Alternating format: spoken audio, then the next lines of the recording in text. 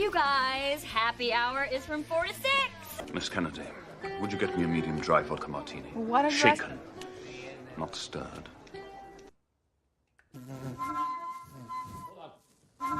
I'm not hearing it right. Hold on.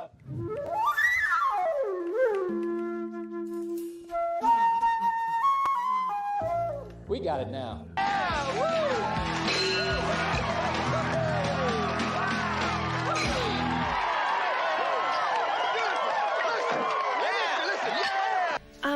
Is there alcohol in this? Oh, God, honey, no. What kind of mother do you think I am? Why do you want a little bit? Because if you're going to drink, I'd rather you do it in the house.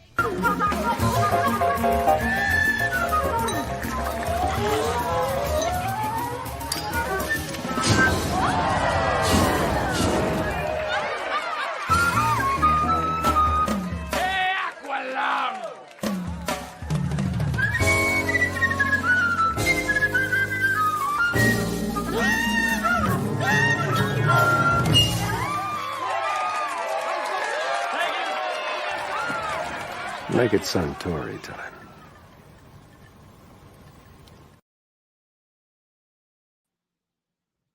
Hello, everyone. I hope you can hear me. Happy hour. We have so much to discuss today. Award season is in full steam ahead, we'll say. And my guest today, we're going to be talking a little bit about the Golden Globe announcements. And I also will be talking about Poor Things because Max and I saw that this weekend. So that was really fun and it's crazy. And we're going to get into it without spoilers, of course, because I know for a lot of people, it hasn't even reached their cinema yet. And I apologize. I keep putting out polls for people, like not this one that I put on for the chat for the first time, but I keep putting out polls on the community board, and it's like, oh, are you seeing it this weekend? And then I forget, like I didn't realize that Poor Things wasn't nationwide this past weekend, so I apologize. But yes, there seems to be a lot of excitement for the film, and it's understandably, I understand why. So I hope everyone's doing well. I'm going to go to the chat for a bit, and then we'll talk about some of the stuff this weekend with the box office.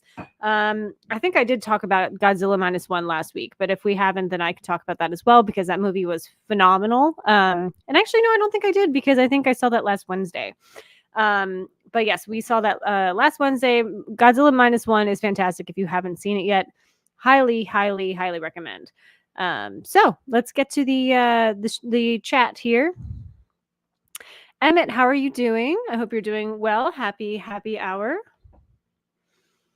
Are you going to see Aquaman this December? If you do, please do a review of it. Yeah, I'm gonna see it. I will probably do more of like a conversation, perhaps with Bonebridger and John Automates instead of like just like a full-on review like I did for Maestro. But we'll see. I'm not positive how I'm going to do that, but I'm sure, it has to be talked about. So I will definitely do something along those lines when it comes to that movie. So I guess you're seeing it, Emmett. Maybe you're pumped for it. Maybe you're nervous about it. I'm a little nervous about it, to be honest, but we'll see how it goes. Dementia and Scott, hello. Thank you so much for stopping by. Have you seen any good movies this weekend? I'd love to hear about it. Luke, hello. How are you? Thank you so much for that digital code of dumb money. I can't wait to check that one out. Since I did see it so early on, I really am looking forward to seeing what they changed. And I know you tweeted about it as well. Like the box office was not as wasn't that great for dumb money, and I think also it's been an underwhelming response to it via award season, like in regards to award season. So yeah, I'm not really sure why, because it seems like something that would be up Academy of Voters alley, but who knows. Either way, thank you so much for the verification, or not verification code. What is this? Thank you, digital code. I think I called it a verification code earlier too, so I apologize on that. Hey, that's Max. He's at work. Thanks so much for joining us. What movies do you watch for Christmas? It changes every year. I don't really like watching the same ones over and over. I definitely have some favorites. It's a Wonderful Life is a masterpiece, and I know a lot of people think it's like too heavy to watch every year, but I probably could watch that one every year. Miracle on 34th Street, same thing. The original, the black and white one. There's a couple of like unique ones that are older that I feel like a lot of people don't know about, and I kind of want to like do a video on that, or like, I don't know, discuss that during one of these chats. But yeah, there's some pretty cool ones. But if you have any favorites, let me know. Hey Scott, sup Luke. Oh, everyone's saying hi to each other. That's what's going on here. I see. Poor Things blew my mind. Yes, it blew my mind as well. And I'm definitely going to discuss it a little bit because I don't think I'm going to do I think what I'm going to do is a discussion with John Automates. Bone Bridger can't see it yet because it's not available for him. So, but I want to get something out sooner than later while it's still fresh in my mind.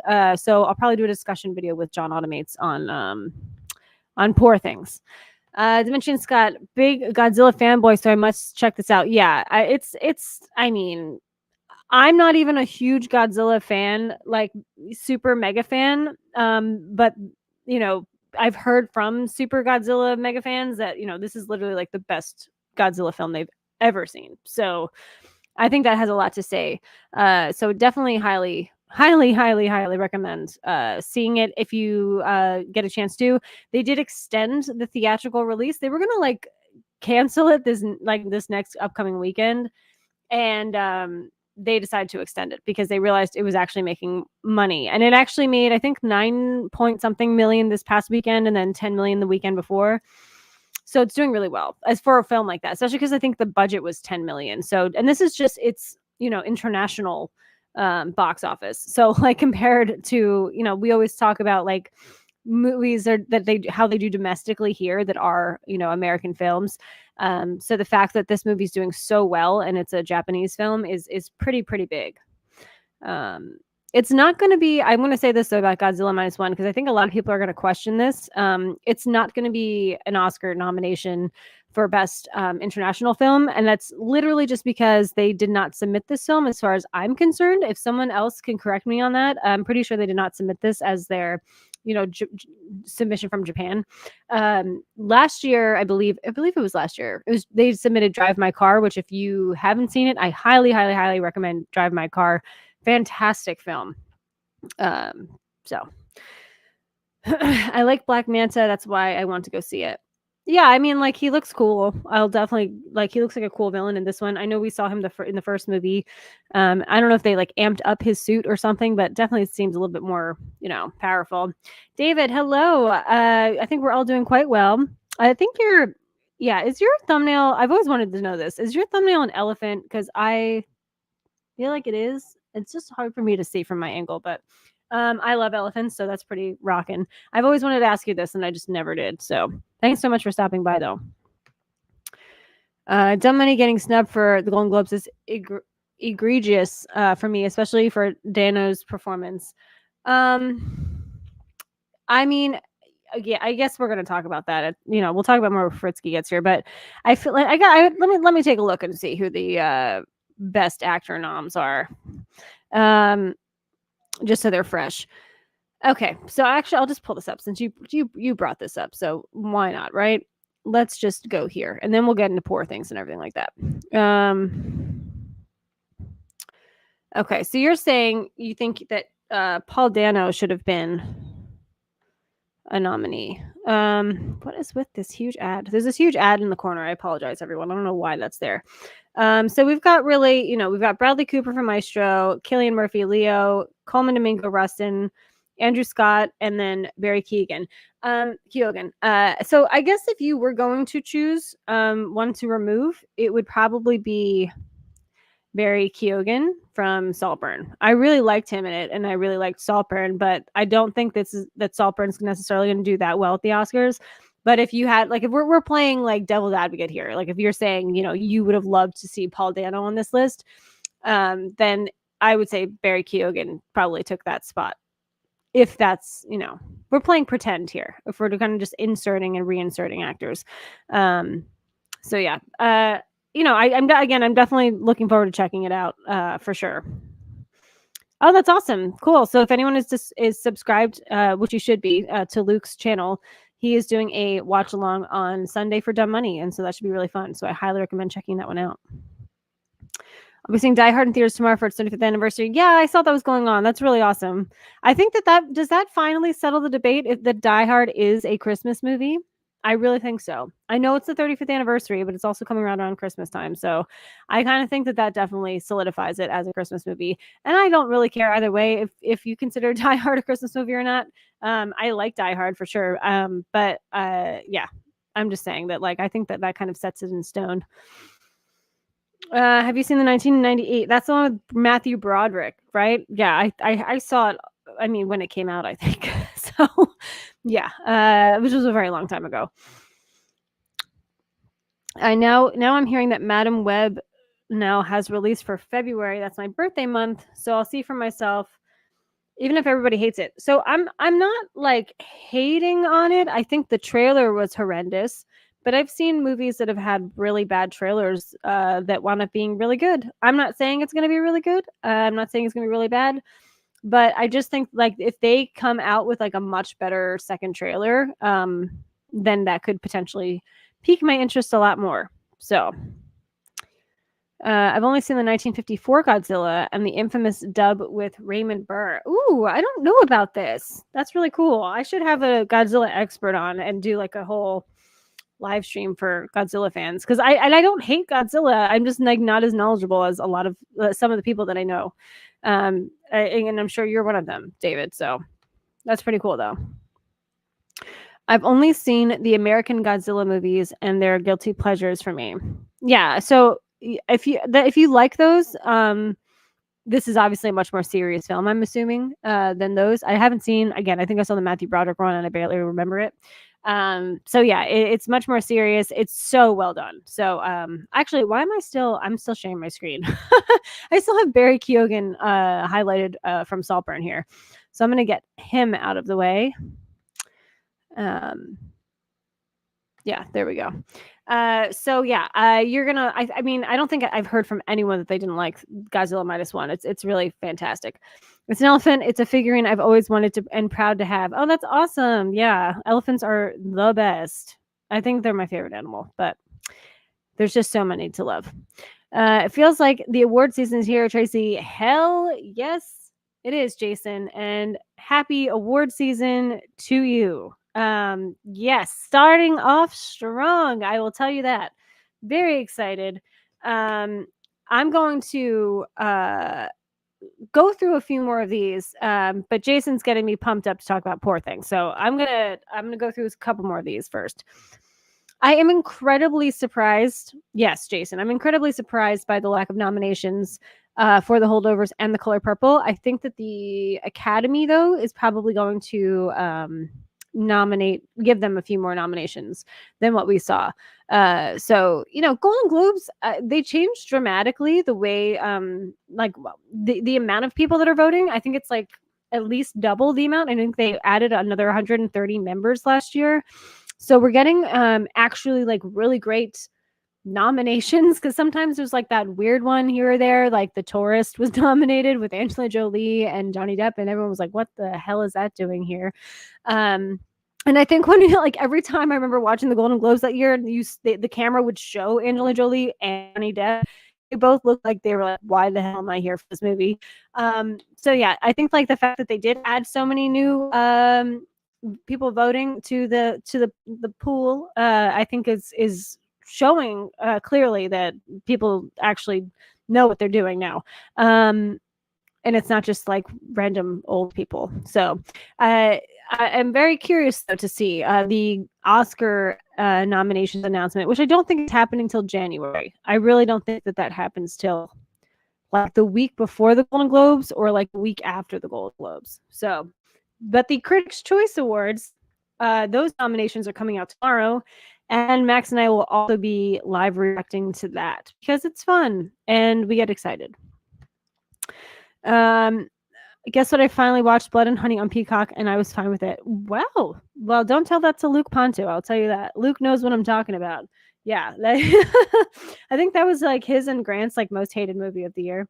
I think, or maybe there was like one after that, but yeah, they can't stand that movie. I have not seen it, and I probably will never see it. So, but I'm glad you didn't hate it. How would you rate the first two 300 movies? I only saw the first one. I don't know about the second one. If there's a second one, I know it's certainly not directed by Zack Snyder. I did really like the first one though. So, and like 300 came out like right around the time or right after Sin City came out, and I know that's Robert Rodriguez film, but I felt like that era people were really trying new things. With the cinematography as far as digital goes and being experimental, and that's one of the things I appreciated about the first 300. But it's been a while since I've seen the original 300. I've definitely watched, as far as Zack Snyder films go, The Watchmen much more, because I love The Watchmen so much. But I do need to give it a watch. 300 again. Also, no love for Napoleon or Iron Claw. Yes. So Iron Claw, I think, is just, it's one of those like happenstance things where the studios didn't really push it for the Golden Globes. It's a late release. And as what I've been hearing is that Iron Claw's like promotional materials came out really late. So people were kind of already locked into what they wanted to vote for. But again, I think Iron Claw is a great example that it will do better at the Oscars as far as nominations if it's super well received. I mean, I'm hearing pretty good things about it. So, and Napoleon, I think, is a little bit more likely to get a nomination here and there at like the BAFTAs or the Oscars. But yeah, I'm pumped though that Joaquin Phoenix got that Beau is Afraid nomination. That was absolutely fantastic, and I'm sure we'll be talking about it later on with Fritzky because he's a huge. I don't actually want to put words in his mouth, but I know he likes Beau is Afraid as well. So, foreign movies did very well with Anatomy of a Fall, Past Lives, and Zone of Interest. Yes, and it's so weird to think of Past Lives as a foreign film because it's like an A24 film that has two American actors in it, and I'd say it's 65%. See, I think I'm wrong. I think so it has to be 50% in a foreign language, and I guess, or like a little bit more than 50%. I think that's what classifies the fact that Past Lives is on there, but it doesn't feel like a foreign film at all. It doesn't feel like an international film. It feels just like an American film.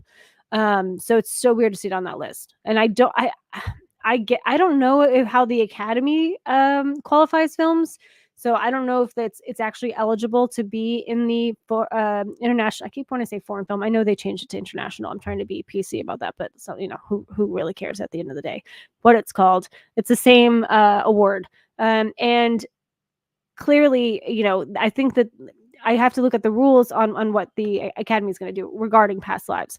But yes, Anatomy of Fall is fantastic. I have not seen Fallen Leaves, and which I saw. So I feel like I saw someone write Fallen Leaves somewhere. But yeah, Zone of Interest is definitely next on my list. Very highly looking forward to it. And both Anatomy of a Fall and Zone of Interest both star Sandra Hüller. So that's she's having quite the year in the awards season. Do you like the Lord of the Rings movies better than the Hobbit movies?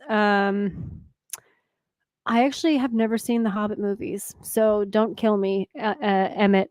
So, I mean, I have a feeling that I will be fine about the Hobbit movies. I did enjoy the Lord of the Rings. So, yeah. I think the Oscars noms will drastically change for Best Director and Best Picture. I don't know. Do you really feel that way? I don't know if I feel that way. Let's take a look. Let's test this theory out and actually look at what's nominated. Perfect. So I'm going to bring this up again. Sorry for the delay on that. And if you are indulging in a libation, feel free to let me know what you're having to drink for happy hour. Okay, so we're going to test this theory because I don't really think that that's the case. I don't, but yeah, I mean, I This is the one to me that I think that the Academy might just not give it to. I understand that the Academy might feel a little obligated to, because it did make $1 billion and was actually like an artistically well thought out film. As far as the direction goes, I'm not talking about the screenplay. I know that's problematic for some people, but I really do think that this is maybe the outlier. I mean, I would love for Celine Song, if there has to be two. I mean, if there has to be one female director, just because I feel like Scorsese's a shoe-in, Nolan's a shoe-in, Yorgos Lanthimos is a shoe-in, and I think Bradley Cooper's a shoe-in. And maybe the weakest ones at this point would potentially be Bradley Cooper might not get in for Best Director, and maybe Celine Song, but I would really prefer Celine Song over Greta Gerwig if we had to choose for female directors getting in. So, yeah. Let's see here. Yeah, I don't think so. And I feel like we talked about that, but we'll see. Love watching your live reactions. Oh, thanks so much. Thank you. Thank you. My one last year that I did was so boring because it was like I was just starting the channel back up, and like we'd really just opened up a bottle of champagne, poured mimosas, and we're in robes barely reacting to the nomination. So this year we did a little bit better. And we will be live streaming during the Golden Globes ceremony. I believe that's January 7th. Don't quote me on that date, but like we are definitely doing a live stream for that. So that should be fun. I'm going to just check and see if my guest here, I'll stop sharing. And then we'll go back to sharing in a moment. And real quick, thank you so much, Cody. I'm very happy to tell everyone that his channel is awesome, and he's nominated for like best YouTube horror fan YouTube, something like YouTuber of the year. So definitely check that out. Check out his channel. Great stuff. While we're taking a moment here, I'm gonna just message my guest and see if he got the link, because I did send it out, so we will see.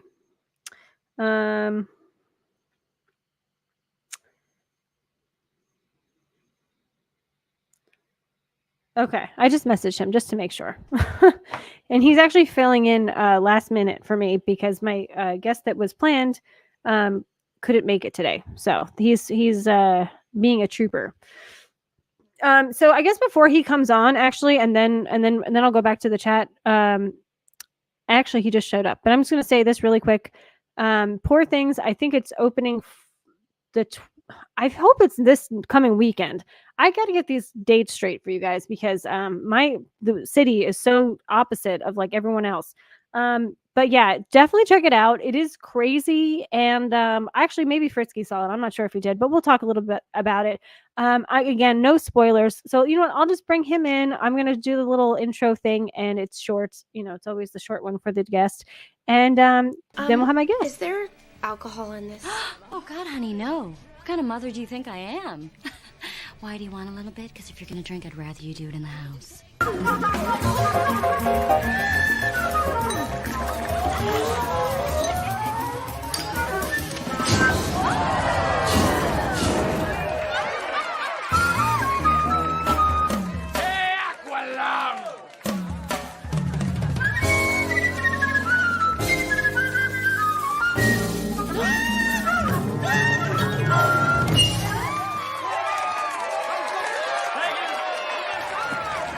Make it Suntory time. Yay. Hi. Hi, how are you? I'm doing quite well. How are you doing? Fantastic. I missed being on here, so it's good to see you. When's the last time we hung out, Mario? Yeah, I think it was Man. right? Yeah, I guess so, because that was after you were a guest on my channel. So yeah. And I was telling the chat a little bit that we're both fans of Beau is Afraid. So we're very excited about a very special nomination for the Golden Globes. But just to start off, why don't you tell anyone in the chat that doesn't know you a little bit about you and your channel and your love of film? Well, my name is Alex. User handle online I go by most times is Fritzky. You can find me on Letterboxd, Instagram, YouTube, of course. And I'm a filmmaker. I'm a director and a writer. I did a short film on 16 millimeter this past summer. I'm working right now on a couple small client works right now, but as far as projects of my own go, I have a short film that it's in pre-production stages right now. A short, like I said, going to be shooting that is going into production stages in late March. And I also very recently finished my first ever feature-length film screenplay. So I'm looking into getting that animated by a stop-motion filmmaker, hopefully sometime in the next year. There's a couple of people I've been looking at, but yeah, so hopefully that's going to be going on its way soon. That is fantastic. I'm going to put myself back up here. Cool. That's I love how you're making so much art. I can't wait to watch the things that you make. You can kind of tell by someone that like their stuff's going to be good just by listening to them talk and like their knowledge of film. And like you are one of the top ones I've ever talked to. So I'm thrilled. I'm just ignore me for 5 seconds. I'm just trying to I did this thing for the first time where there's a poll. Okay, good. There's a poll in the chat, and it is essentially out of the. Oh my goodness, I don't want to have my own. Okay, there we go. It's so weird. StreamYard doesn't let you do polls. You have to like set up the poll on YouTube, so you have to like open up the tab of your own live stream and control it from there. So but I did put a poll up and I should have mentioned this earlier. I didn't do that, but it's essentially, out of the front runners, and like that's a very loose word, but I just threw a couple: Oppenheimer, Poor Things, Killers of the Flower Moon, and other. I put other. Like, what do you think should win? This is not what do you think will win, but what you think should win. I know it's a little bit like early to do a poll like this, but I figured why not. So you said best picture, right? Yeah. So the people are voting, and I'll probably end the poll around 5:30. So I'll give it another half hour, and then we can kind of discuss of what people thought. And I know that again, it's kind of unfair because a lot of people haven't seen Poor Things yet, but it's a front runner, so that's why it's up there. Okay. Yeah. Well, Killers of the Flower Moon, I think, has soft spoiler alert as to some of my opinions. It's kind of the winner for a lot of what I would say is the best of the category. Granted, there's still a lot I still have to see, Poor Things included. I do have the film playing near me. I just haven't had an opportunity to make it out yet, but I'm very excited to see it.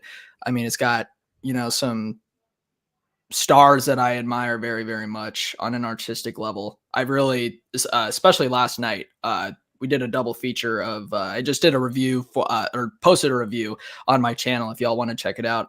We did a double feature of 2 films and did a little debate on if they are really or really not Christmas films, American Psycho and Eyes Wide Shut. And, obviously, most notably with Christian Bale and Tom Cruise and Nicole Kidman, being obviously the when it comes to the spotlight of the acting with those 2 films, I really am starting to have, not that I did before, but really on another level, just as I grow older, I'm just starting to really appreciate acting as an art form, because they really truly are artists of their own, and just how much they contribute to the foreground of cinema is just it's breathtaking. And so I'm really excited to see people such as, Emma Stone and Willem Dafoe, and Mark Ruffalo's in there too, right? Yeah.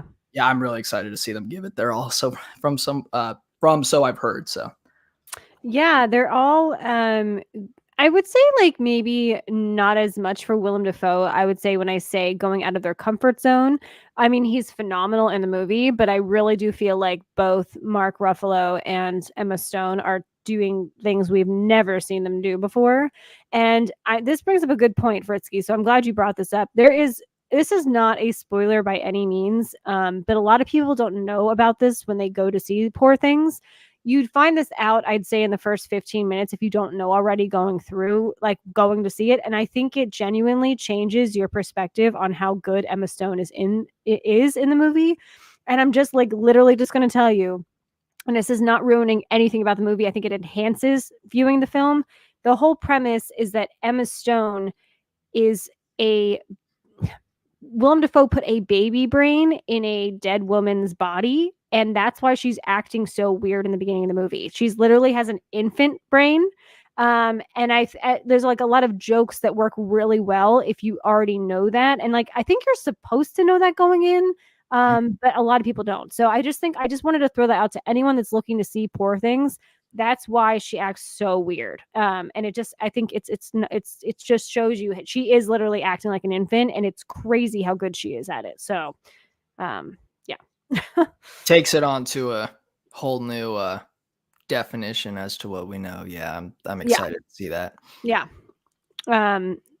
So I'm going to get to the chat really quick, and then I'm going to pull up the Golden Globe nominees, and we can kind of just go through them a little bit. But I definitely want to. A lot of people are excited that you're here. I lost my place, of course. Yeah, you're very popular in the chat as always. That's always good to see. Oh, thank you. Been rewatching many Disney movies this year. Tangled is tonight, and Wish will probably be later this week. We'll see how that goes. Did you see Wish? I did not see Wish. I've heard pretty decent things about it. Did you get a chance to see it?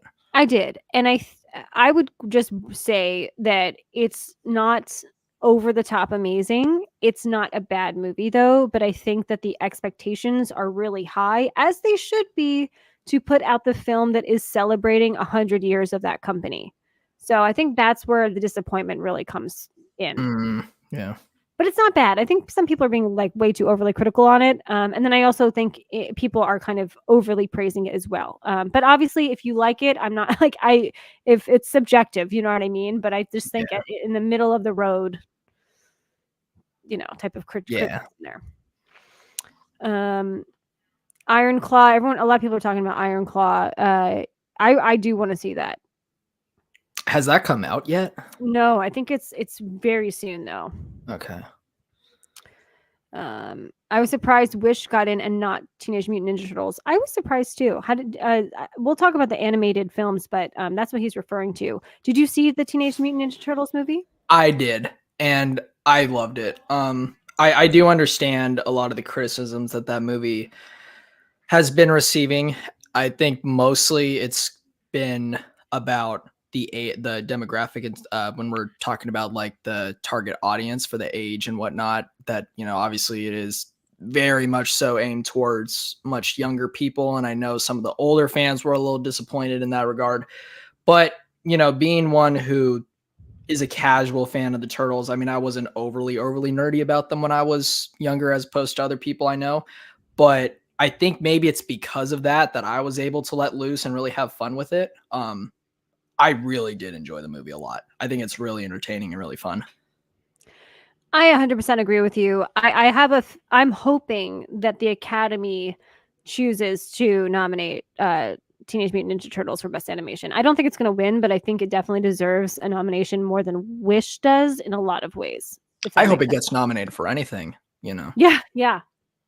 That would be, I mean, like, and I'm not, as said, I'm not a diehard Ninja Turtles fan, but that would just be kind of awesome to see them up there, on the big stage and whatnot. So this is this is a great way to transition. So this is this is like the last category, but we can actually start at the bottom and work our way up, because this is a new category. Yeah, I'm gonna refresh this. I have this weird ad for Scotch, and I'm sure it knows its advertising demographic well for me, but I don't want to have this ad up here this entire time for when I share the screen. Okay, so I'm gonna share the screen here, and you and I can both kind of look together at the nominations for this category, because again, it's never been done before. It's the office. And I think it's like a fun category to have, but it also doesn't really make a ton of sense just because of, oh my God, here's the Scotch ad again. To have both Barbie and Oppenheimer in here, because I feel like if they want to continue with this category moving forward, they shouldn't have films that are already nominated for Best Picture, or even like, I mean, I guess Spider-Man Across the Spider-Verse is fine, but it's nominated in so many other things but I feel like this gives an Yeah. opportunity for other films to kind of win something. Can you see the screen well enough? Yeah, Or do I you want- can see it. I can see it totally fine. Yeah. Okay, so out of these, what's I mean, it's really like just a subjective answer at this point for these for this category. Really, it's kind of like what would you gravitate towards if you were So gonna? Yeah. trying to understand what this really is. So cinematic and box office achievement.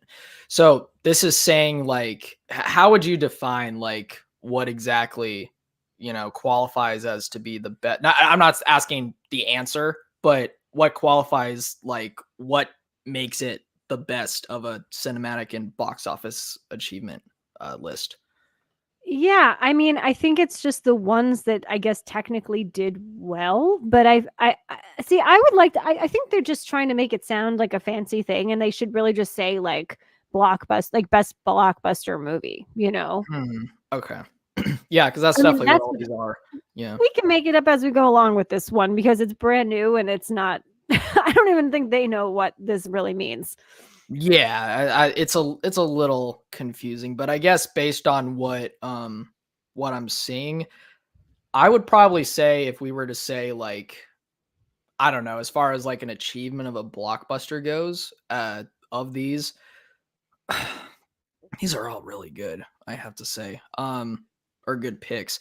But I would say probably I think the most influential one of these though, I definitely would say would be Barbie because I know we were talking about this I think the last time I was on here and it was astonishing to see how many men showed up to what is obviously such like, a prominent feminist message type of film.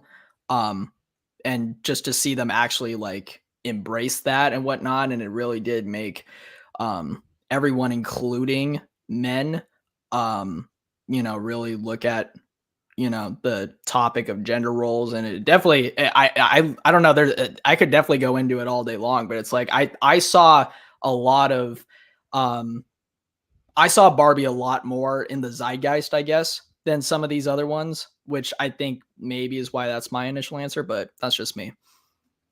Okay, so I'm gonna. This is gonna. If you okay, eliminate both Barbie and Oppenheimer. Okay, What would you choose? I would say ooh I think I'm gonna go for Spider-Verse Cool. because Spider-Verse I think definitely is in terms of big blockbusters, big comic book movie type films. Um, I think it definitely is for me what they should be. And I think this is a good example of them taking the time to uh, give an effort to the craftsmanship of a comic book film and really go into the artistry of it as opposed to I know obviously with the MCU and the DCU and whatnot that's kind of a problem they're facing right now obviously is the quantity over quality but with Spider-Verse waiting a few years before we got another entry to that franchise was well worth the wait and I think it teaches you to be a little patient in that regard. Like, yeah, we're not going to get like an entry to a series like, every 4 months or whatever it is. But but in hindsight, it's because it's leading to a much more rewarding and fulfilling film. You and I are on the same page. When we get Barbie and Oppenheimer off the wall, because I think one of the problems with this award is that it would if it was just based off of box office, it would just go to Barbie, right? Yep. So because of how much it made, I totally agree with you. I'm very on the same page with Spider Verse. And my second one would be Guardians of the Galaxy Volume 3. It's the most successful Marvel film as of late, and it's actually really good. So I think those two are where I'm at with that one. Gotcha.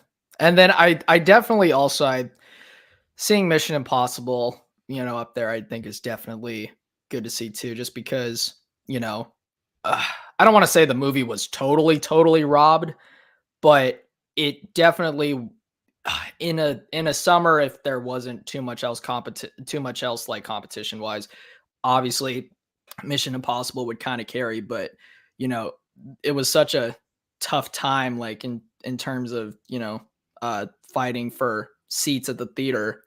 Coming out, was it a little bit before Barbie and Oppenheimer, if I remember correctly? Like, Yes. yeah. So that being said, I don't know. I think Mission Impossible deserves to be in the conversation in terms of summer movies just as much as those two do, honestly.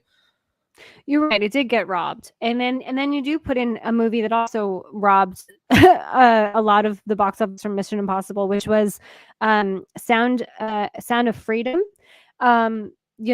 I didn't see that film. I've heard good things about it. I know that their way of getting tickets was a little bit not like normal because of the whole pay it forward type of situation they did.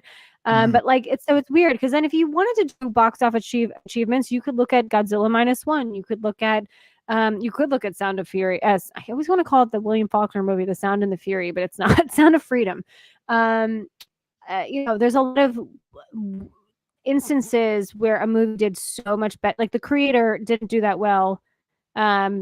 But I'm sure it made it. No, it's not The Creator. What is it? There's one that like made like double its money back instantly. Even like something like Thanksgiving, which is like stupid to say, but it's like they did well financially.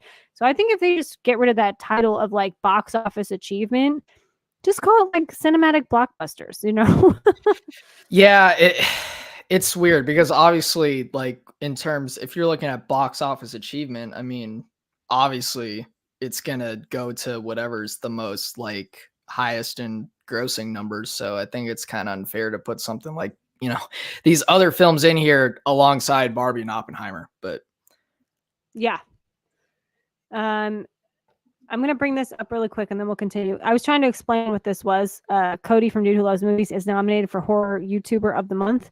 And so that's what it's called. I wasn't sure what exactly it was called, and he did that. So he explained it for everyone. So thank you.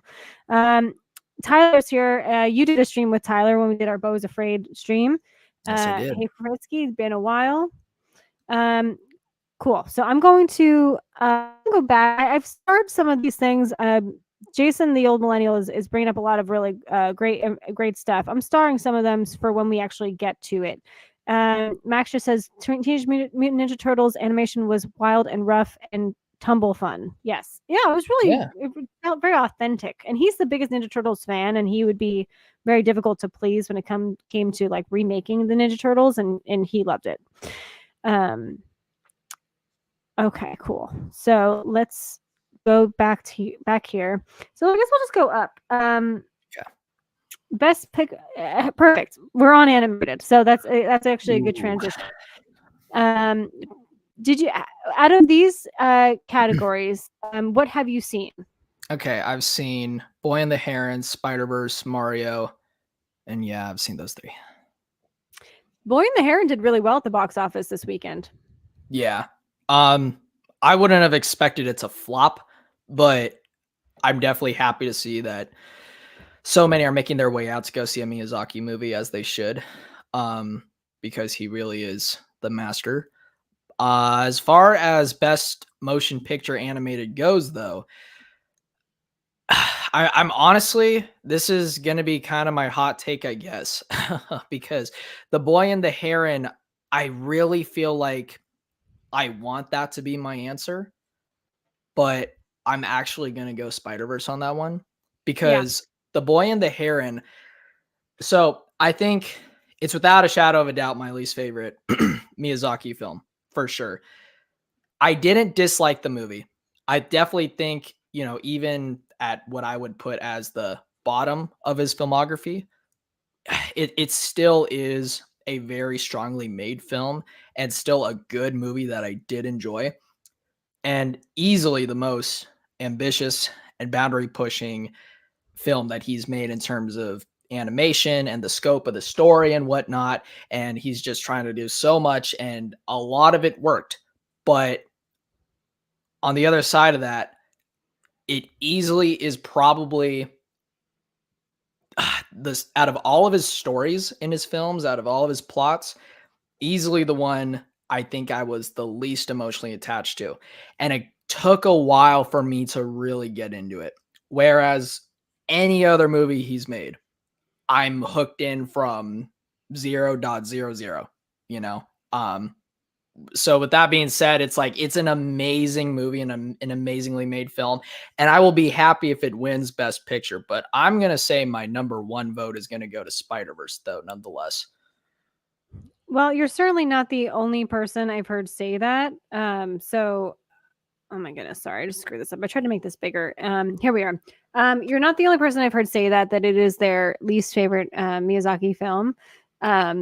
And I do agree with you that, Spider-Man Across the Spider-Verse was, especially for something that ends on it's a part one, I think Mhm. is gigantic. Because a lot of times, like, they'll give it to the part two, like the end of something, when it's like this epic end of this saga you've witnessed. But I really think that it does actually as well deserve the award here for this. Yeah, yeah, because it's a very strong first half of a story, you know. Yeah. Okay, we're gonna go up here. Best original song. I mean, we don't have to Oh. go through all of these, but like, what would you just for fun? Like, I mean, okay, so the Oscar nominations haven't happened yet, but we all know that everyone performs their song that's nominated at the Oscars. Who would you like for fun? Like, what would you like to see performed? Oh my god! The funniest part is these are a lot of these are very silly songs. Yeah, exactly. um, I'm not gonna lie. If we were watching the Oscars and Jack Black shows up to play Peaches, that would be kind of freaking amazing. Yes. I'm not gonna pretend that wouldn't be. That would be, oh, that would be awesome. I'll just say that. I would say I would want to see that perform, and that it. It's so funny. I feel like to pick from these because a lot of these are very comedic songs, but yeah, I would say Peaches on this one. You know. That's where I'm coming from as well. And I almost feel like even if Jack Black is not nominated and that song's not nominated, they should still have him perform it because I feel like it just went so viral. It did. And if you saw when the movie was premiering, he showed up in like this Bowser suit with these spikes sticking out of his back. Like Oh to yeah. see if he did that, like, while someone's playing the piano, like that would be great. Oh my gosh. You get Tenacious D all up on that stage. That would be crazy. That would be Yes. insane. Yes, love it.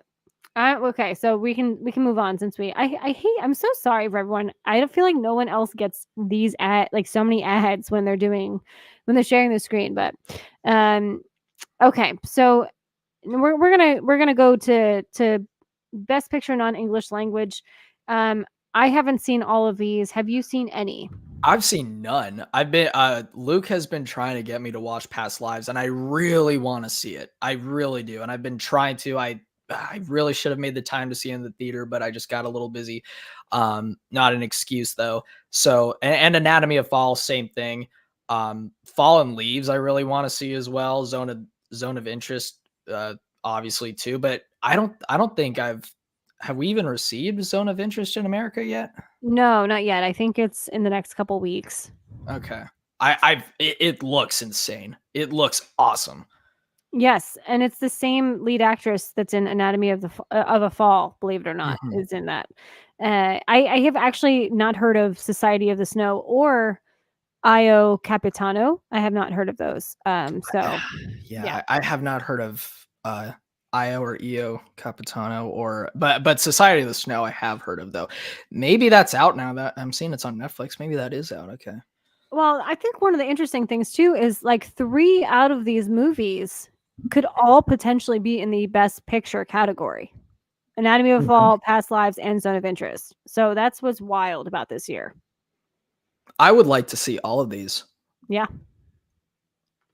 Yeah, you're gonna. I mean, I've only seen Anatomy of a Fall and Past Lives. But I know I you're know gonna you like love both of Past those. Lives. Yeah, and I really like Anatomy of a Fall as well. Actually, that's Max's favorite movie of the year, believe it or not. But it's really good. Um, Palm to our winner. That you won my attention there. so are you familiar? Okay, because you're a Miyazaki fan.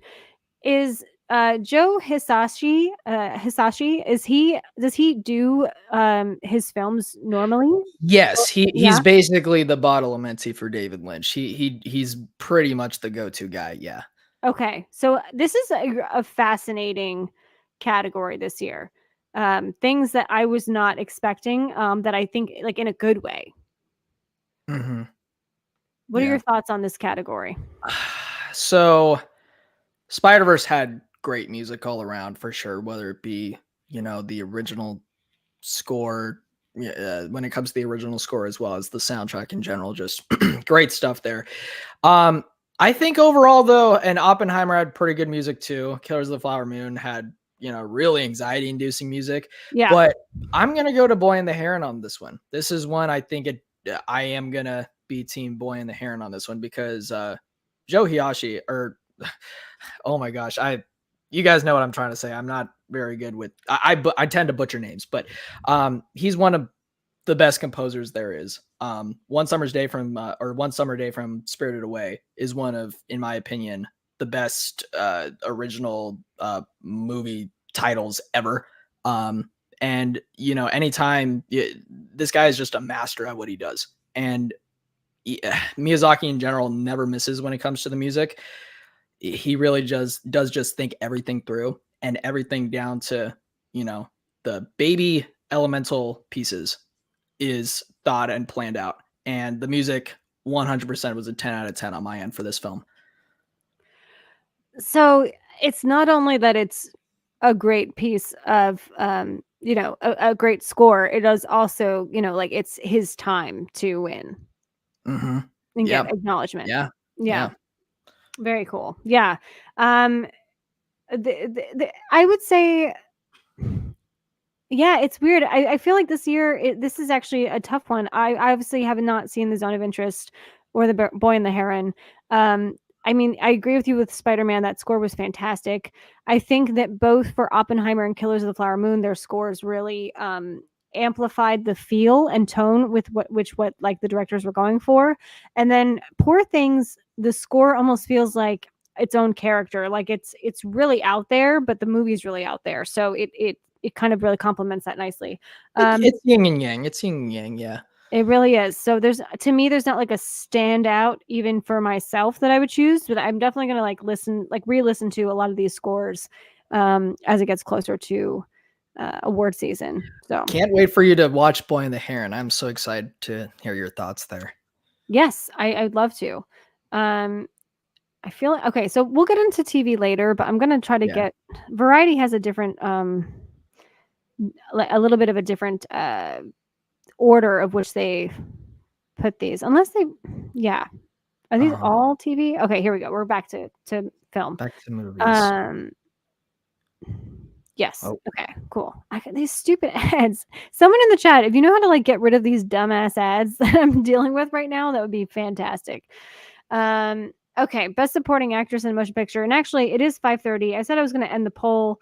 So let me end the poll now and we can get the results here. Let's see.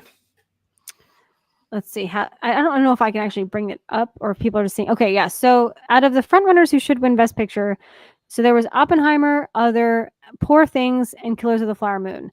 There were 22 votes. Oppenheimer won with 45%. Other was 22%. Poor Things was 18%, and Killers of the Flower Moon was 13%. So, I would be curious to hear what people are saying for Other. I know. I wish they'd let me do I could have all the options. That would be the best. Yeah. Yeah. So if you voted for Other, let us know in the comments what you voted, what you would like to see win Best Picture. Right before I joined, and we'll get more into the other nominations too, but I will say my vote went to Killers of the Flower Moon. I voted right before I came in. Yeah. Cool. Yeah. The most basic front runners that I put, things are going to change, but I mean, for right now, that's kind of what's been talked about. So, but let's go to Best Supporting Actress. Ooh. Okay. So I don't know. What have you seen out of these? I've only seen Oppenheimer, sadly. The Holdovers are, it's frustrating me that I have not seen it yet, but I'm really excited to see The Holdovers. Heard great things. Yeah, I mean, I love The Holdovers. You're gonna love The Holdovers. I think if it's gonna be any competition, I think you would probably be Emily Blunt and Divine Joy Randolph from The Holdovers. Okay. Saltburn. People are saying, my friends have been saying that I would really enjoy it. May, December, I do want to see. Is it Naiad? How do you say Naiad, that? yeah. Naiad. I don't even think I know what that is. And I did not know Jodie Foster is in a new movie this year. And then The Color Purple. Has that even released yet? No, that's a Christmas movie. That's coming out Christmas weekend. Okay. So I know that's obviously the Spielberg remake of the Spielberg film. Yeah, and it's actually an adaptation though of the Broadway Okay, show. was it? Okay. Yeah, which is a musical. Yeah. Right. Yeah. So we'll pass through this one. Best supporting actor. Have you Okay. seen, and you've seen Killers of the Flower Moon and you saw Barbie? Yeah, I can definitely comment on a couple of these. Cool. Yeah, so Ryan Gosling, I mean, as much as I really enjoy his character and whatnot in the film, I'm not sure if I would put it performance-wise above some of these others, although I'm having a feeling whether it's Golden Globes or Oscars or whatnot, he's gonna win for something at some point. I know it's coming. I agree. I don't know if it's my vote, but I definitely would be surprised if he doesn't win at some point just because it's freaking Ken. Let's see. Oppenheimer, Robert Downey Jr., and Robert De Niro in Killers of the Flower Moon. My vote probably is going to lean more towards De Niro on that one. I mean, his character in that film is, we won't get too spoilery, I guess, but although shame if you haven't seen the movie yet, but De Niro, he absolutely kills it as such a villainous role in that film. He's just such a manipulative bastard. He really embraces the character, like no one else could. And obviously when it comes to, his collaborations with Scorsese, I mean, there's a whole body of work to go off on there, how he just turns into these characters and is just unrecognizable to his friends and families, I would presume. But yeah, in this one, it was really interesting to see De Niro play this character who really understood the fundamentals of power and how it worked and how he, stayed really close to who he called his friends, when really he's a wolf in sheep's clothing. And just seeing him, that's the best way I can describe it without getting into details, I guess. But yeah, that being said, I loved seeing him as this just, terrible dude, and that's always a kind of contradictory statement, whenever you say that about a piece of crap character. But, you have to give credit though where it's due, because seeing them be able to pull that off and so well is just, I don't know, that's what performances and good performances are all about. But Robert Downey Jr. was also really good in Oppenheimer. I mean, I think everyone in Oppenheimer was really good, but Robert Downey Jr. was definitely one of the biggest standouts of that film too. Do you think that, because I think there is a little bit that comes into play here when it comes to looking at an actor's full career, and I know we're really supposed to just focus on the actual performance, but I think it would be naive to say, people don't think about the fact that, Robert Downey Jr. has never won an Oscar, and, Robert De Niro has won 2. So do you think that there's a little bit of that on Robert Downey Jr.'s side, especially since he just got off of the whole, Marvel Iron Man, 15 years of his life? Oh, it's a really good question. I think that kind of goes back to last year that a lot of people had a bone to pick with Jamie Lee Curtis winning supporting actress and Everything Everywhere.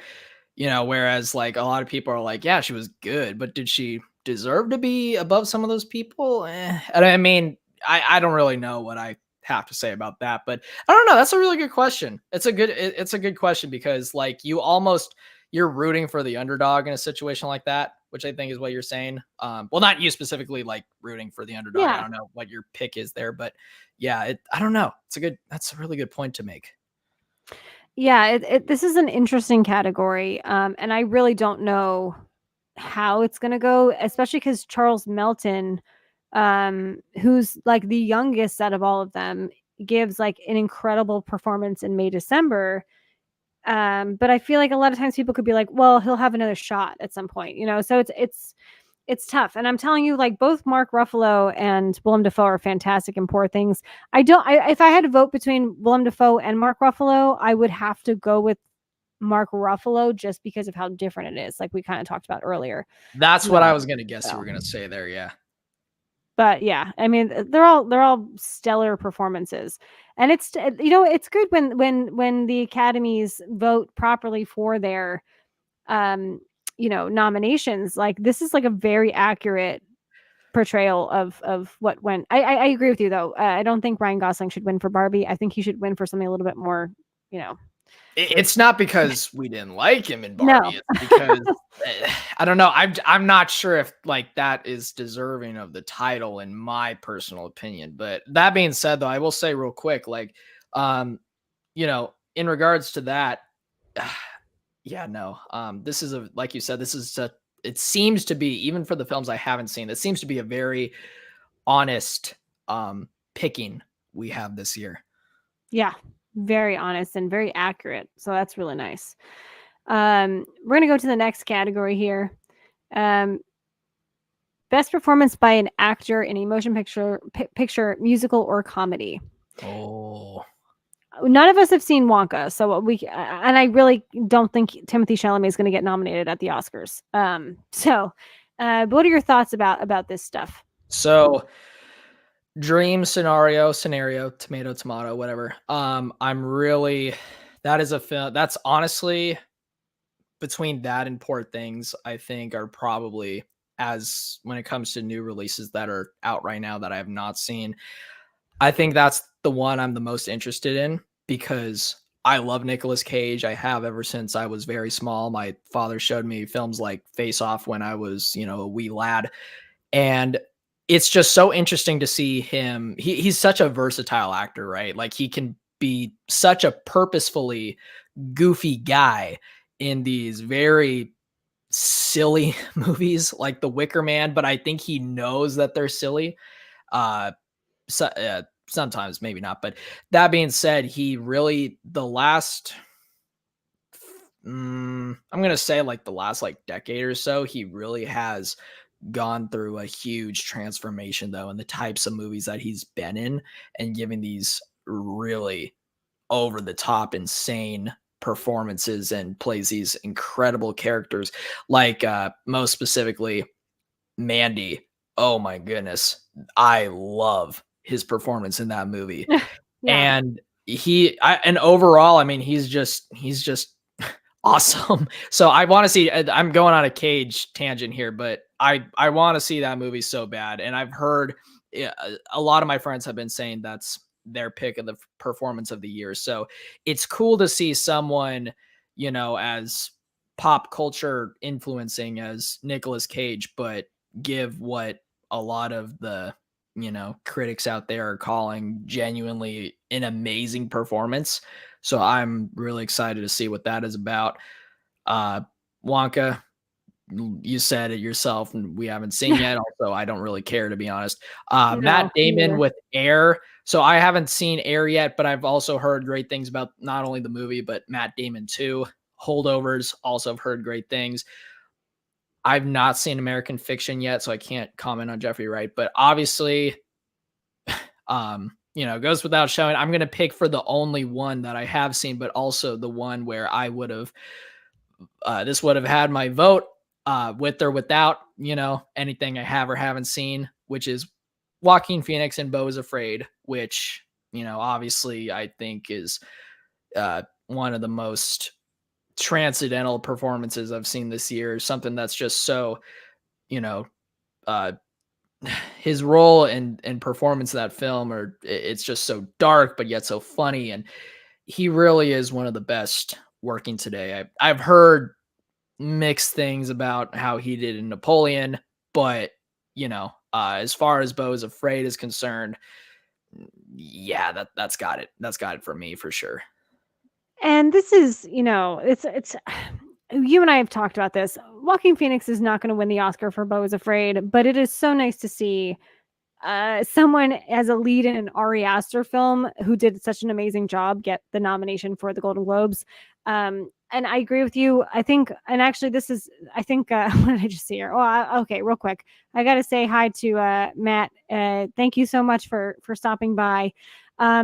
Dell is here, and this is exactly what I think we're all thinking about when we think of Tim. And it's not like a detriment to Timothy Chalamet totally, but like I totally feel this way. Are we at the point where like he's just delivering their lines? I mean, I think that his performance in the trailer is so cringy to me, but I have not seen the film yet, and I will still give it the benefit of the doubt, but I agree with that. I think to a certain extent, for sure. Yeah. Again, a lot of these I definitely would say do deserve it, specifically Joaquin Phoenix, because I wouldn't say the reason why I would pick him to be my favorite performance that I've seen out of all the movies that I have this year is because of his lines. He delivers his lines well, but it's more so because it's a very physical performance. And I think he really embodied that, to a crazy degree. And definitely it deserves to be in the conversation as to a great performance brought out by Ari Aster just as much as Toni Collette in Hereditary or Florence Pugh in Midsummer. No doubt about that. Absolutely. It's weird. There's a lot of love for Air in the Golden Globe nominations. I don't get it. I thought it was a good film. I thought Tetris or something like that was better. But I think it's just a very good film that I don't think necessarily needs any Oscar nominations. I'm gonna pull this up because I understand where you're coming from, Matt. Don't we think award shows are just no longer needed? And I'm going to tell you right now, let us have our Super Bowl. We have sports competitions for people throwing around balls, and I think that it's fine to nerd up about the Oscars. I really do. Yeah. Look, the politics as to what kind of movies they pick are definitely a little rigged, and I think we all know that. Or the people that they pick to get nominated, should I say, too. Though, at the same time, likewise, there are definitely times where, that's what an award is about. It's about giving recognition, right? And it's no different than a job. Like some people who move higher up in a chain of command are worthy of getting that recognition, and they're like, wow, you're a great employee. You should, move higher up. And sometimes we're like, they definitely deserve it. And some people we think they definitely did not. And it's kind of no different. That's a really good answer. Yeah. And I think at the end of the day, it is the biggest celebration of film. And I think they're getting back into that with the last year's Oscars, where they had all of those montages and homages to different aspects of filmmaking and showing the performances, showing actual photos of the scripts and things like that. And that's really what I love about it. It was really good last year. It was actually a good breath of fresh air, because I know we weren't happy about the last few years and whatnot, but this was a good return to form for sure. I thank you so much, Marcus Moore, the second, for joining us today. Love your profile very picture. happy that That's you're here. Okay, we're gonna go here now. This is I really think it's between just like two people, but as far as, and not even on this, but like this compared to like both of these. Like I actually should probably just have them all highlighted, and we could like probably kill two birds with one stone with this. These are all but it's a little tough. I mean, okay. We'll stick to Golden Globes rules and just stick right here.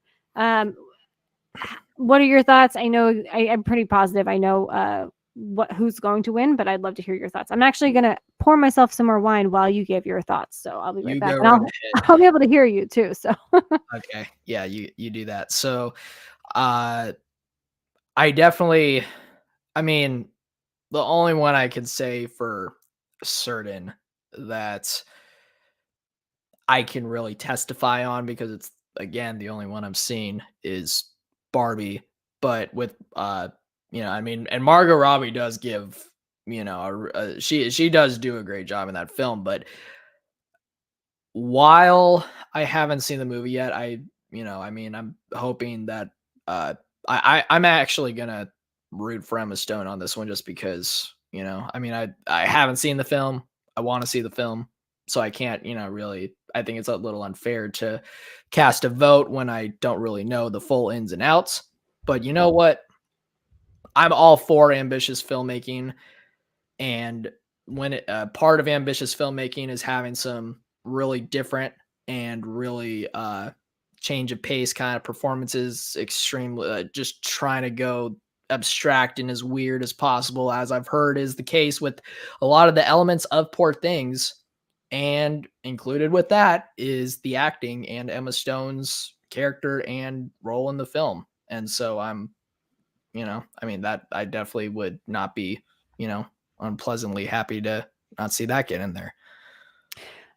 We're on the same page, absolutely. Again, I mean, if you really look at this, even potential Oscar nominations, yes, Fantasia Barrina will probably get an Oscar nomination. Jennifer Lawrence is not going to get an Oscar nomination for No Hard Feelings, but it's the Golden Globes, and they do this whole comedy musical category. I have not seen Fallen Leaves. This was one of the big surprises of nominations. I'm telling you right now, I don't see Margot Robbie getting an Oscar nomination. I mean, I just don't think. I've seen her work before, and I think performances in like I, Tonya and stuff, absolutely. I don't think that she was that outside of her wheelhouse in Barbie. Like, I think she was a fantastic Barbie. She was the only one that should have played Barbie, but like I just don't know if it warrants an Oscar nomination. But performance of the entire year, yeah. And Emma Stone, though, you're gonna see why she's I mean, she's gonna win this one, and then she's definitely up there for once we get into the dramatic category. You'll see who her competition is.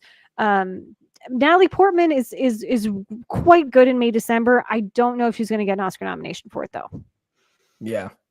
And that's streaming on Netflix. If anyone is curious to watch May December, it actually had like a really, really, really tiny theatrical release window and went pretty much straight to Netflix. So now we're going to get into I guess we should just call this Emma Stone's competition category. Lily Gladstone was fantastic. And this is actually because you've seen Killers of the Flower Moon. I'd love to get your opinion on this. Yeah, Lily Gladstone is amazing. I haven't seen her her performance in Kelly Reichardt's, I think it's Certain Women is the movie. I've heard that was kind of I know it's what got the eyes of Scorsese on that one, just because that caught his attention. He saw how she can just transcend into these into characters the way that she does. And honestly, what's a thing that I loved about her performance specifically is her facial expressions and what she did with her face. Like again, going what I was saying about Joaquin Phoenix, well, that was a much more a body kind of performance. Her performance was very much so a facial expression kind of performance. And like, oh my gosh, she could there could be a scene like, say, the dinner table scene where I think it was where DiCaprio goes to her house for dinner, I think it was initially when they were first talking. Even in the lines or even in the bits where she wasn't saying much, you could just read it all off her face. And it was just like, oh my gosh, seeing her, when you see a character, you're just like, oh, their gears are turning. It's like, okay, well, they have to be giving off something to make us feel like that, and so, which was the case with her. So now, do you think that she kind of screwed herself because she and the studio kind of advocated for her to be in the Best Actress category? Because I kind of feel like it would be a pretty easy win for her if she was in the Best Supporting Actress category. I mean, there definitely is a chance at that point that she may not. She's definitely who I wholeheartedly will give my testimony for. But I mean, I think she would clear the floor if she was in supporting. Yeah. Absolutely. Yeah. I mean, out of all of these, Carrie Mulligan's fantastic in Maestro, which will be streaming December 20th for people in the chat that are curious to watch that as well. Highly recommend it. Sandra Huller, once you see Anatomy of a Fall, I mean, this is a top tier acting performance. I did not see Naiad. I kind of feel like Annette Bening's getting this nomination. I'm not saying she's bad in it. I'm just saying it's one of those, like, she's never won an Oscar. She's been nominated so many times. Greta Lee, I love in Past Lives. I love this nomination. I don't see it winning at all. Same thing with Kaylee Spaney. Priscilla, it's very subdued. It's a very internal performance, which was really good, but I just don't see it getting a nomination for the Oscars. So I would say with what you were saying, Lily Gladstone, Sandra Huller, and Emma Stone are the ones to beat, and maybe Carrie Mulligan this year. Yeah. So we're going to move up. We're going to get this party moving a little bit faster here. Let's just try to do all of... Oh, okay. Well, I guess we'll try to fit it all. Yeah. We'll fit them all in. Okay. Here we are. Okay. Let's see. We got DiCaprio and Killers of the Flower Moon. And wow. Okay. This is interesting. I'm going to go with Cillian Murphy on this one. And I think it's funny because Oppenheimer, if you haven't noticed, I haven't voted for any of the nominations I haven't voted for Oppenheimer to, be my pick for any of them so far, but that is one I will say is the one I'm going for. DiCaprio is great in Killers of the Flower Moon. Heard good things about the rest of the board here, but Cillian Murphy genuinely, well, let me say this about Oppenheimer. Oppenheimer, one thing it does really well is the historical accuracy. And with Cillian Murphy, he really does bring to life the persona of Oppenheimer and, just his ins and outs in his everyday life and, his life achievements and whatnot. He really does embody this character to a crazy degree. And obviously he's a great actor as is. So it's like, I couldn't see anyone else playing Oppenheimer, no doubt. He's definitely, I would say, the front runner in this category. I'm trying to remember who was nominated in the Best Actor, Comedy or Drama. Because I agree with you. Was what I said, but who was it? I said Joaquin Phoenix on that one. All right. Yes. Okay. This is what it is. So I think that I think Cillian Murphy's two biggest right here is Paul Giamatti and Jeffrey Wright. I think those are the two. I love Nicolas Cage, obviously, and I'm sure his performance is fantastic. I would be pleasantly surprised if he gets nominated, but I have a feeling for the Oscars he's not going to. Yeah. So I really do think it's Paul Giamatti and Jeffrey Wright for Cillian Murphy to beat. But yeah, I would say in this one, I would go with Cillian Murphy as well. Okay. And I butchered yet another person's name, man. Oh man. What was that? I butchered his name. I said Cillian Murphy. Oh, that's okay. It's Irish, so it's that hard C, Gotcha. Well, we live and learn, Yeah, no, you're fine. You're fine. And also Bradley Cooper, he's also front runner. Sorry. So that would be also for Maestro would be that's actually the other competition. For best screenplay, you've seen 4 of these? Three. Yeah. Yeah, so half here, yeah. Screenplays are good for all three of them, but I'm going to say Killers of the Flower Moon for sure is my pick of the three I've seen. No doubt. Just really, you have to have a really well-written film to warrant that runtime. And I think it's an extremely well-written film, whether it be the dialogue or the mise-en-scène or whatnot. It's a great screenplay. Yeah, I don't disagree with you. I think just because I'm a Past Lives stan, I would want either that one. Oppenheimer's an interesting script because it was written in the first person, which has never been done before. So it's literally like I'm walking to the window and I turn around and I see, so I see Albert Einstein. It's like that. It's so Mhm. different. And I think they just started selling that screenplay as like in a novel form, In like the in a book novel, form that yeah. you can do. So like that's pretty cool if anyone's looking to pick that up. But yeah, this is a tough one. There's so many great scripts here. I don't see Barbie winning for this one, or even getting. I mean, there's best adapted and best original, but I just don't know if I see it getting an Oscar nomination. But I guess it would be original screenplay. See, that's weird too. Would Barbie be original screenplay even though it's based off of an IP? Yeah. Okay. It's like the lines get blurred sometimes. Yeah. Best director. Oh. Okay, I want to hear let's flip it around. I want to hear what you have to say about some of these. I think it's going to be Christopher Nolan's year to win Best Director. But my goodness, Yorgos Lanthimos in Poor Things, like holy shit, like that's insane. Like that movie's insane and really good. I love Celine Song being nominated for Past Lives. And I said this earlier before you hopped on. If it's between two female directors and it's Greta Gerwig or Celine Song, I would prefer Celine Song to get the nomination. Um, I loved Scorsese's direction of Killers of the Flower Moon. I don't think he's gonna win just because I think everyone knows he knows that he's like the most iconic filmmaker in the world, and he's already had those opportunities. He's already won before.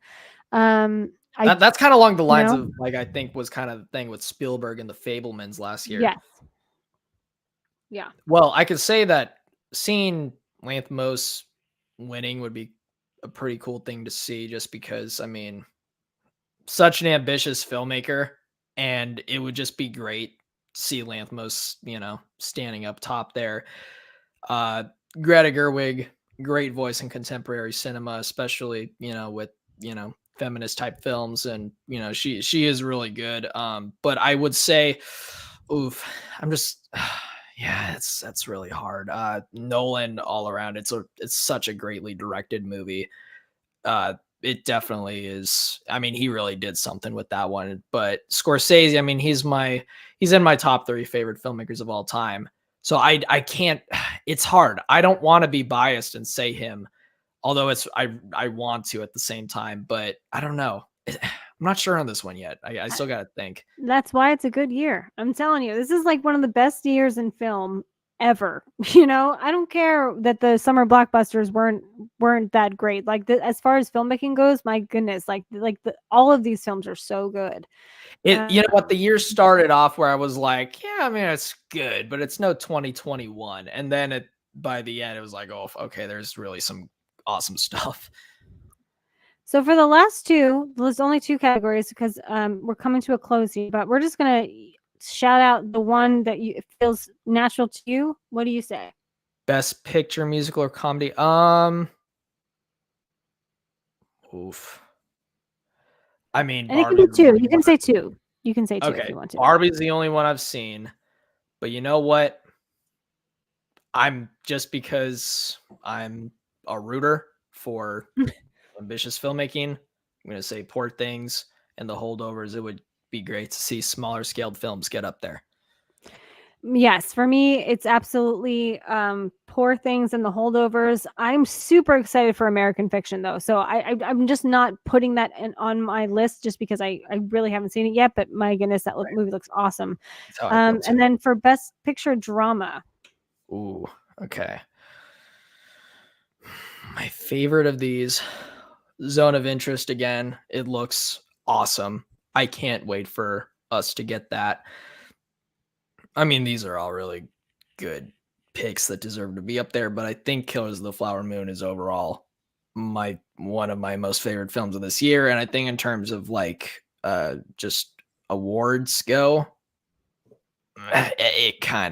it's there for me. I think that's mine. This is an incredibly tough list. I'm going to go with Past Lives and Anatomy of a Fall, even though I pretty much love all these, except the only one I haven't seen is Zone of Interest. So I'm really looking forward to that as well, just like you said. I'm just going to hit some of the things I saw start in the chat. And then we will address those. I'm going to get us out of this shared screen mode. We didn't get to talk about TV stuff. I'm sorry, guys. A lot of great stuff though, going on for sure. I feel Macaulay Culkin and Christina Ricci are future Oscar winners. They just need that one project. I think that's a really good assessment.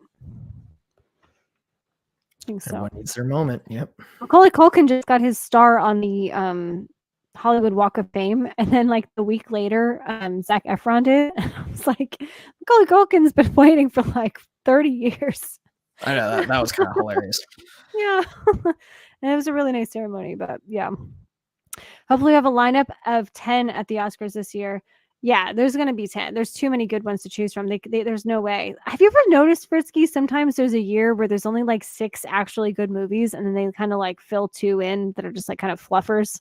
Oh, of course. They just do something to fill it in like that. That's usually when it's an okay year. That's always what's going to happen. Yeah, this year it's films fighting to get in at this point. I'm telling you, it's so good. I don't think there's going to be anywhere it's like, wait, what? Come on. Like, no, I don't think so.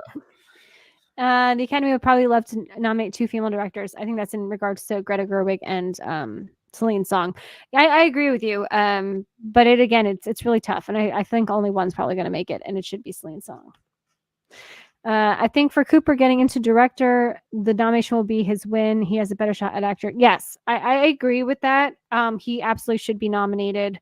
You're a film student, Fritzky, and one of the things like I took so much from Maestro is that it is so heavily influenced from like Orson Welles' Citizen Kane. Like there's so many of those types of shots, and I think that you're going to really appreciate the risks, innovative risks he took portraying like a biopic. It's very unique.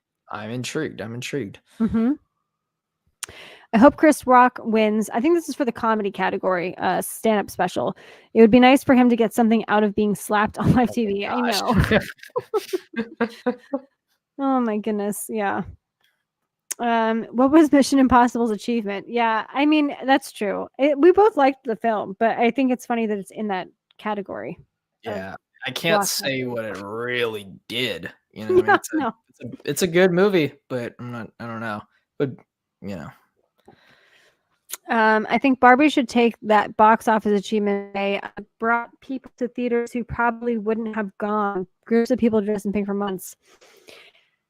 I agree. I think the obvious choice for that is Barbie, but I think that they really should just take out Barbie and Oppenheimer for that category, because I think the whole purpose is to, do a blockbuster movie that's not artsy and It's gonna be one of the two. We all know that. I know. It was just like, where did you even have the category to begin with then? It doesn't really make any sense. It's a brand new one. Yes. Oh, yeah. And it gets better. The second time I watched it, I was like, wow, I liked it even more than I did the first time somehow. Oh, I bet. I still have yet to do that, but I keep hearing the same thing. Annette Bening famously lost to Hilary Swank twice. Yes, she did. American Beauty and I forget the other one, but it was $1 Million Baby and oh my goodness, the one where she plays I think it's Boys Don't Cry. I think that I think that's what it was called. Yeah. Not sure if my last comment showed up. I basically said makeup nominations and awards suck. Don't care if you've been around for 100 years and never won. That's a good point. Yeah, it can be brutal, and I get that. Air was fine, but not awards worthy. Yeah, I really, if Air gets Oscar nominations, I'm not going to be like pumped on that at all. Mm-hmm.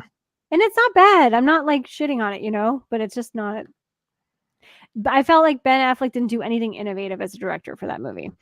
Final comment. Thank you so much. Dylan movies. I think that sort of happened when Martin Landau, Ed Wood beat Samuel L. Jackson in Pulp Fiction. Oh, okay. Oh, yes. When it was like a someone's been around for a long time and they didn't win. Yeah. Yeah. Yep. And this is exactly what you were saying, Fritzky. Jamie Lee Curtis. Yep. I mean, I think that's kind of going to be the prime example to use when we're talking about that for, the years to come. Yeah. Well, thank you so much for joining me. What is going on your channel that you want to promote to anyone watching in the comments? And by the way, if you are watching and you have not subscribed to Fritzky, please do. He puts out really great stuff. Get me to 300. I'm only 3 away. Yes. Yeah. Get him to 300. What are you guys doing? Get him to Please. 300. That'd be kind of cool. But yeah, real quick. As said earlier, just posted an American Psycho X Eyes Wide Shut double feature review, so check that out. But the most exciting project happening in the near future though is the Movie Going podcast. It's a podcast that I started with a friend back in the year 2020, towards the end of the year, but only one episode ever saw the light of day, and I didn't really like the way it came out. So I decided to rebrand the whole thing. It's taken a couple years to really organize everything the way I wanted it to.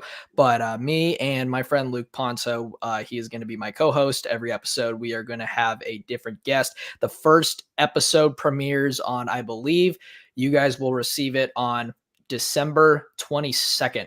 I think it is. So keep your eye out for that. We're going to be joined by our friend Zach. I'll keep the topic surprise for now, but clear your calendar. Watch out. Will be available via video format on YouTube, as well as very shortly after for our audio listeners on Spotify. And we're working right now to get it on Apple as well.